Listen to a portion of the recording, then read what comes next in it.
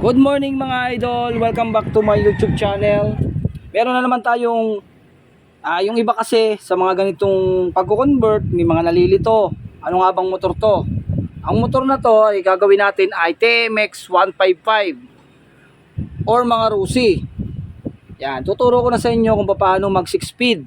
Sasabihin ko po sa inyo, ang 6 speed po na transmission na ginagamit dito ay pang enduro na XL 125.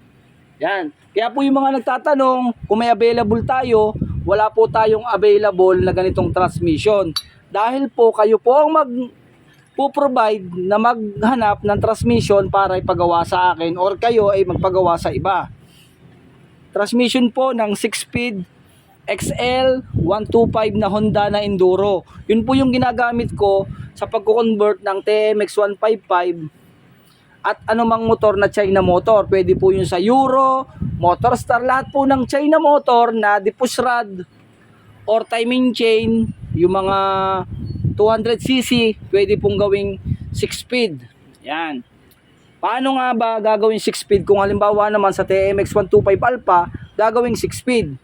Dito nakadepende po yan sa dulo nito. Ang gagawin lang nito mga idol ay papaano nyo lang yan, machine shop yung dulo para magkaigi dun sa ganito dito. Yan, para magkaigi siya dito sa neutral light, dito sa may indicator. Kung halimbawa naman sa 155 plug and play na siya at meron siyang ganitong sensor at wala na kayong babaguhin, basta nyo na lang ikakabit. Ano ba yung mga kailangan para sa 6 speed ni 155? Buong transmission XL, ito po kailangan din ng drum shift. Tapos kailangan natin itong ganitong cam. Tawag po dito cam kasi po iba yung design nito mga idol. Kaya kailangan natin yung cam na yan. Yan. Ito yung pangunahin na kailangan natin. Ganito. Tapos at tatlong shifting port. Kailangan po natin ng tatlong shifting port. Yan. Yan po yung kailangan natin para sa conversion ng 6 speed. Tapos kailangan din po natin ng ito. Yan, pang 6 speed din po yan para po match na match. Galing din sa XL. Kita nyo naman yung lock. Yan, mga idol. Tapos kailangan nyo din itong spring at kailangan nyo din itong stopper cam. Yan. Alright, kailangan nyo rin yan. Tapos po mga idol, bubuin natin yung bawat transmission para matutunan nyo kung paano yung pag-assemble nitong 6 speed. Unahin natin dito. Dito tayo sa counter shop. Ito naman hindi nahuhugot o basta-basta kasi magtatanggal pa kayo ng lock. Unahin natin mga idol para matutunan nyo. Yan na. Unahin natin tong tresera. Yan. Dito. Yan. Yan yung tamang lagay. Yung paa tumatama siya dito kasi pag baligtad hindi siya tumatama, sala o dulas. Kailangan ito yung tamang lagay. Yan. Sunod natin dito washer na manipis. Yung washer na manipis ay ito yon. Hanapin natin yung washer na manipis mga idol. Yan. Dalawang manipis ha. Kaya kunin natin doon sa original na ni 155 yung dalawang manipis. Okay, ito mga idol. Ito yung manipis oh. Dito tayo. Tapos lalagay natin itong ating first gear. Yan, may kasama na siyang collar or bushing. Tapos ito yung isang manipis na thrust washer. Okay. Tapos ang gagamitin natin para sa kicker niya, yung original ni 155. Original ni 155 yung gagamitin natin mga idol. Ayan, ilinis ko muna. Okay. Ayan na. Yan na yung ginamit ko, yung original ni 155 ano. And next natin, syempre yung washer dito sa dulo. Ito yon. Ayan o. Ayan yung pinaka thrust washer na makapal sa dulo. Sunod natin dito, ang pagkakaiba ng 6 speed po, may washer siya dito na magkatulad siya ng kapal para sa Supremo. Makapal siya.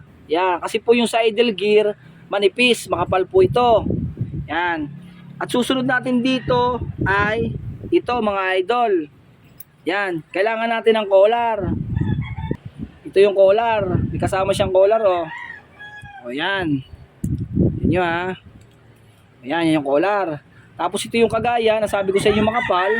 Dito siya sa ilalim at sa ibabaw. Yan, kompleto na tayo sa counter shaft para sa 6-speed natin sa output or counter shaft. Ito na yon, buo na. Dito naman tayo sa main shaft mga idol. Plug and play lang siya sa haba ng 155 natin. Ito yung original ni 155. Yan, kita nyo naman yung pagkakaiba. Oh, iisa yung haba pero yung spline sa dulo may spline pero walang problema kasi ito naman sa bearing naman siya tumatama kaya plug and play na siya, wala siyang problema kahit may spline siya. Yan, kita nyo yung pagkakaiba, no? Dito na tayo, buuin na natin mga idol. Ito yung ating tinatawag na special washer, kung tawagin natin to ay spline washer. Lagay natin dito. Dito naman hindi naman to basta nahihiwag kasi may lock. Sunod natin itong gear sa ibabaw, ganyan yung paa dito mga idol, oh. Yon. Excuse me. Alright.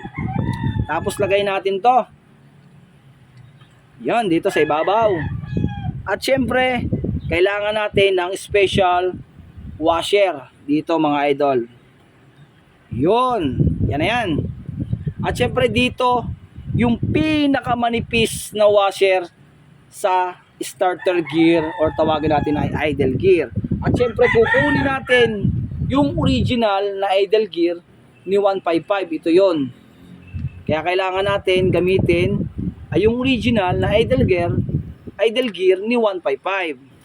Buo na mga idol yung ating transmission para sa 6-speed natin. At yan na.